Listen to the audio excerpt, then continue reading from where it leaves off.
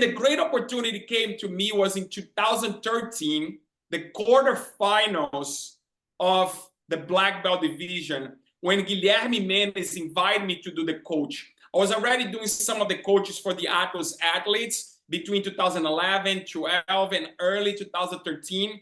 And that quarterfinal with Guilherme, Guilherme was like, Tony, would you be able to be on my court and coach me? And for me, it was like a dream come true because I really want that, right? So Guilherme goes do the fight. It's in the quarterfinal. I believe it's the quarterfinal. And he was already a world champion. He's already on the top of the game. And here am I coaching at that level, someone that has already won the world championship. And I feel the pressure, but I knew that I was ready. And in the end of the match, and Guilherme was a great favorite to win, not only to win that match, he was the favorite to win the division. And he loses the first match that I'm gonna ever coach on a Sunday black belt division. I remember Guilherme losing the match, and to paint a big picture of that entire match, Guilherme fought that match with a broken hand. I remember just like today.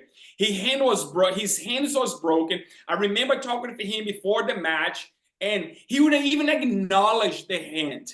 He was like, I'm gonna do this. And he was not able to win. He lost the match.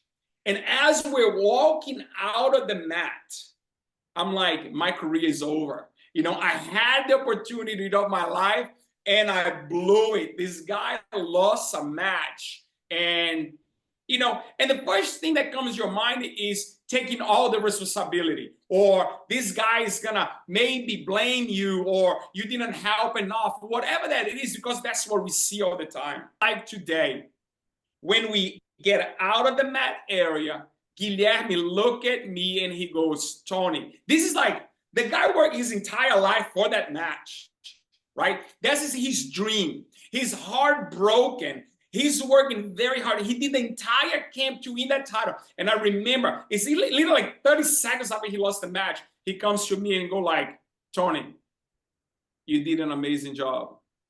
Great job. And I was like, whoa, what is that? He goes like, matter of fact, my brother is gonna fight in a couple minutes. Would you be able to coach him until I get myself in a good place that I can coach him? And I'm like, what is going on? So I end up coaching Rafael on that match. And then eventually he coached Rafael, I believe, on the semi-final, the final. But I was able to coach Rafa on that quarterfinal.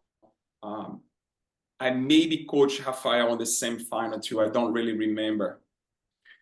But at that moment right there, George, is the lessons that we talk about when we are coaching a top athlete.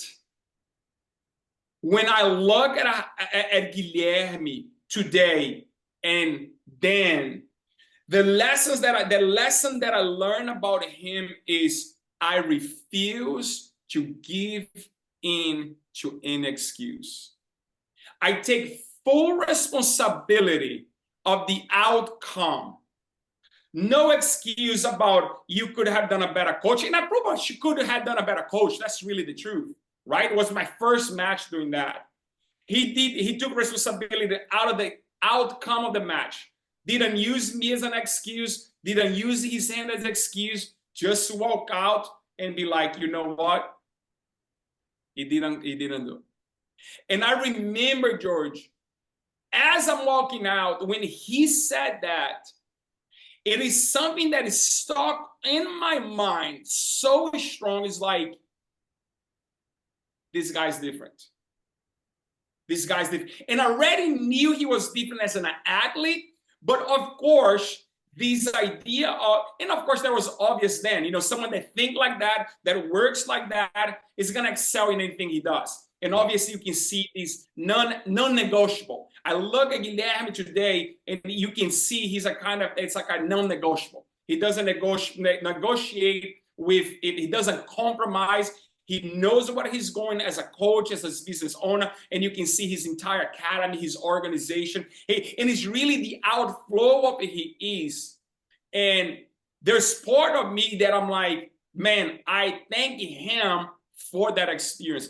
The incredible thing is, a year later, I had the opportunity to also coach Guilherme again on the quarterfinal, semifinal, and in the final in 2014. And that's when he won his fourth title as a black belt. And then at that match, he retired. So I can say that I was able to coach him on the last big title that he had. I had the privilege to coach him in that quarterfinal, semifinal, and the final. And I was actually the one that coached him in the last match. But honestly, George, to watch him today as a business owner, as a father, as a husband, as a coach, it's obvious the reason why he's so successful, because he takes responsibility. We are in a society right now that keeps always finding excuse to not reach the goals that we want. And here you have this guy that is achieving all of these things, and we can talk about, oh, you know, it's about this, it's about that, but really it's about his attitude on how he faces adversity, right? That's the incredible thing.